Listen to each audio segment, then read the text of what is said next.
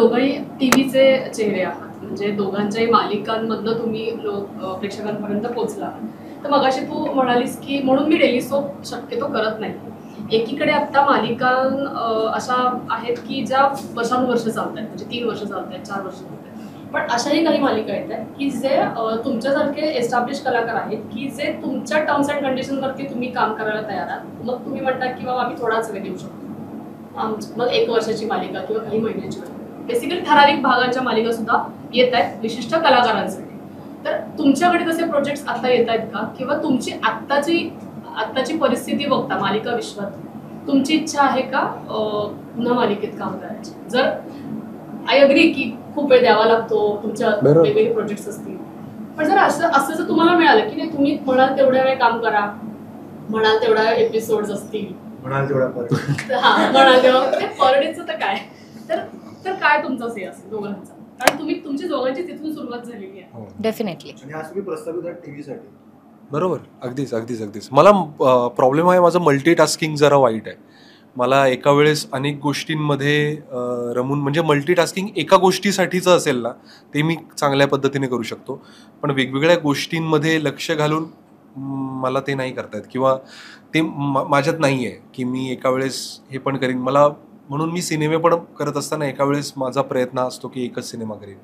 मग त्याचे मला फायदेही होतात, त्याच्यामुळे मी माझे लुकवर काम करू शकतो, मी दिसतो पण वेगळा, म्हणजे फिजिकली पण मला काहीतरी वेगळं करता येतं. त्यामुळे मी अडकून नाही राहू शकत की आत्ता मग ह्या एकाच लुकमध्ये मी तुम्हाला पुढच्या 4 सिनेमांमध्ये दिसणार आहे, कारण ते एकत्र शूट केले गेले.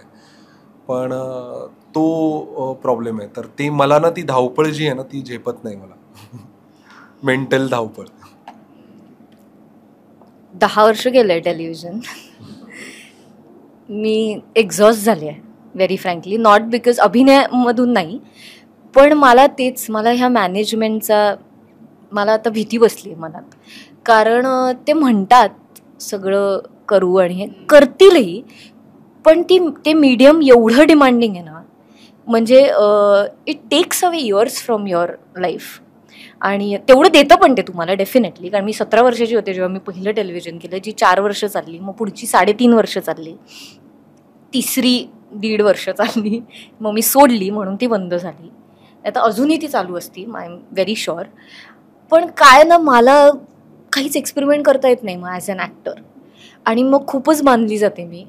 तर ते मला आत्ता नको. मी 10 इयर्स ते केलं, त्यामुळे असं नाही की करायला आवडणार नाही, पण आत्ता करावं असं वाटत नाही आहे डेफिनेटली, बिकॉज ऑफ द स्केड्युलिंग.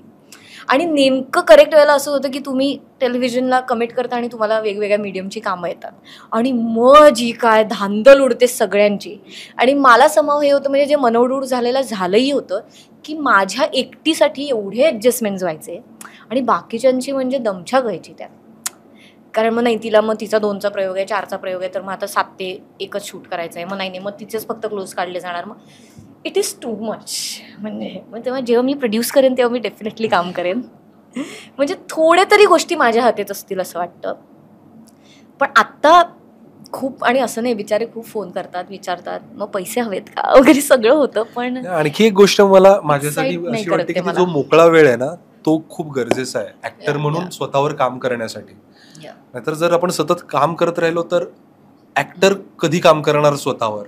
मग मला सॅच्युरेशन येऊन जाईल. मग मला असं वाटतं की मग मी तेच करत राहीन, कारण मी धावतोच आहे फक्त. मग मधल्या वेळात मी काहीतरी वेगळं शिकतोय का?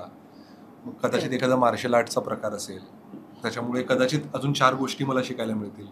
एखादी भाषा असेल, ते भाषेचं मी काहीतरी क्लासेस करतोय, असं काहीतरी करतोय ज्याच्यामुळे थोडंसं माझं अनलर्निंग होतंय आणि मला काहीतरी वेगळं शिकायला मिळतंय, आणि ज्याच्यामुळे मी अपडेट पण करत राहतोय स्वतःला. तर तो मोकळा वेळ हवा उलट.